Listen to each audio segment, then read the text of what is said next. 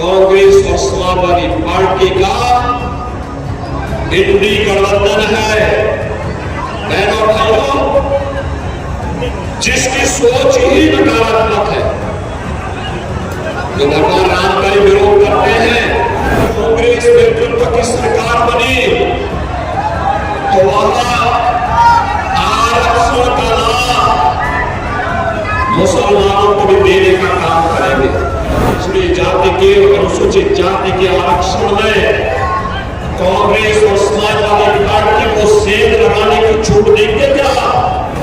बाबा साहब भीमराव अम्बेडकर ने कहा था कि आरक्षण का आधार धर्म नहीं हो सकता। आरक्षण अनुसूचित जाति, अनुसूचित जनजाति और पिछड़ी जाति के लोगों को मिलना चाहिए।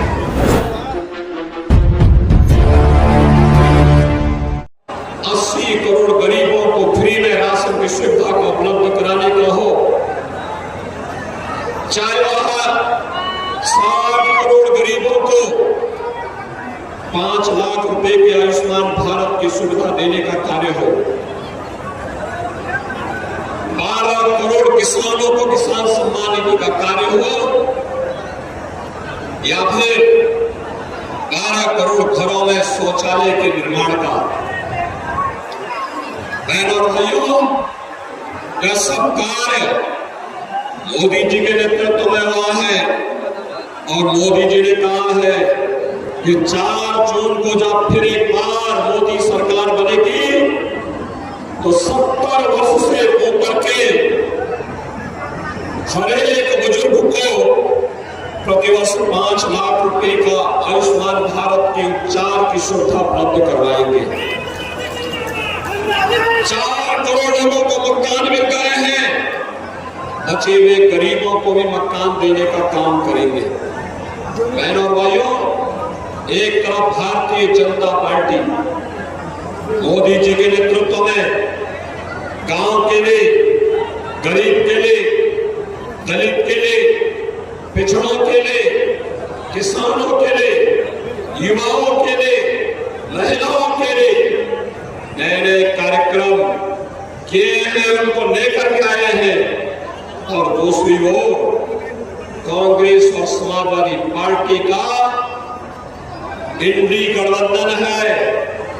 बहनों और भाइयों, जिसकी सोच ही नकारात्मक है, जो भगवान राम का ही विरोध करते हैं और भारत का भी विरोध करते हैं,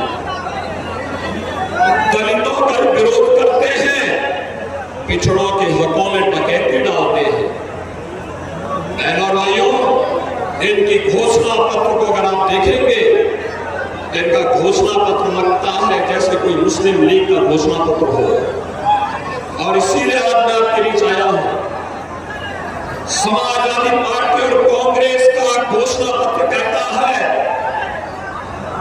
बहनों और भाइयों, इनका घोषणा पत्र कहता है कि अगर कांग्रेस नेतृत्व की सरकार बनी तो वहां आरक्षण का लाभ मुसलमानों को भी देने का काम करेंगे। बहनों और भाइयों, क्या पिछड़ी जाति के और अनुसूचित जाति के आरक्षण में कांग्रेस और समाजवादी पार्टी को सेंध लगाने की छूट देंगे क्या? मैं जानना चाहता हूं कि आप सेंध लगाने की छूट देंगे? बहनों और भाइयों, बाबा साहब भीमराव अम्बेडकर ने कहा था कि आरक्षण का आधार धर्म नहीं हो सकता। आरक्षण अनुसूचित जाति, अनुसूचित जनजाति और पिछड़ी जाति के लोगों को मिलना चाहिए। लेकिन ये कांग्रेस और समाजवादी पार्टी के लोग आपके हकों में डकैती डालना चाहते हैं और इसीलिए लोग आए हैं। बहनों और भाइयों, इनसे सावधान होने की आवश्यकता है। इनका घोषणा पत्र कहता है कि अगर सत्ता में आएंगे तो जनता जनार्दन पर वरासत टैक्स लगाएंगे। वरासत टैक्स का मतलब जानते हैं आप?